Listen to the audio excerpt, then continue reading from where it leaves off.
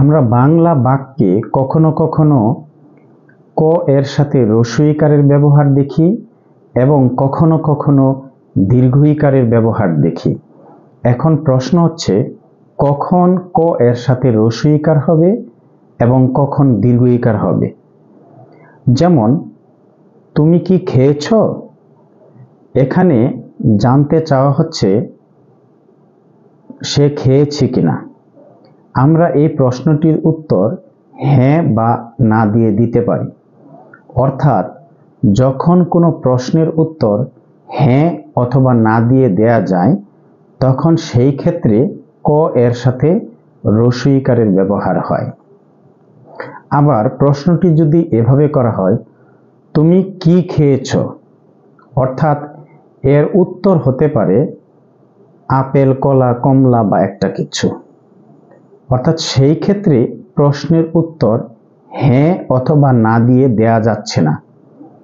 অর্থাৎ যখন কোনো প্রশ্নের উত্তর হ্যাঁ অথবা না দিয়ে দেয়া যায় না, সেই ক্ষেত্রে ক এর সাথে দীর্ঘ ইকারের ব্যবহার হবে।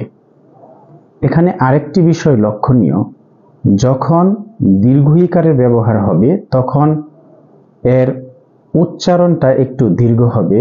যেমন, তুমি কি খেয়েছ? এখানে ক এর সাথে দীর্ঘ ইকারের ব্যবহার হয়, এর উচ্চারণ একটু দীর্ঘ হবে। আবার যখন হ্রস্ব ইকারের ব্যবহার হবে তখন এর উচ্চারণটা তুলনামূলকভাবে একটু তাড়াতাড়ি হবে। যেমন, তুমি কি খেয়েছ?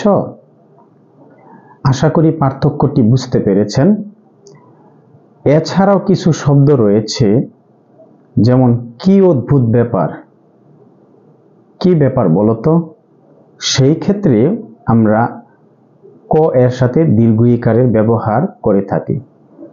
মোট কথা হলো, যখন প্রশ্নের উত্তর হ্যাঁ অথবা না দিয়ে দেয়া যায় তখন ক এর সাথে হ্রস্ব ইকার হবে, এবং যখন প্রশ্নের উত্তর হ্যাঁ অথবা না দিয়ে দেয়া যায় না তখন সেই ক্ষেত্রে ক এর সাথে দীর্ঘ ইকারের ব্যবহার হবে। এখন আপনারা কমেন্ট সেকশনে লিখুন, সমাস কত প্রকার ও কি কি। এখানে কি দীর্ঘ ইকারের ব্যবহার হবে ক এর সাথে নাকি হ্রস্ব ইকারের ব্যবহার হবে?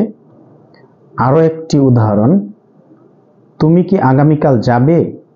এখানে ক এর সাথে হ্রস্ব ইকার হবে নাকি দীর্ঘ ইকার হবে? আপনারা কমেন্ট সেকশনে লিখতে পারেন। ধন্যবাদ সবাইকে।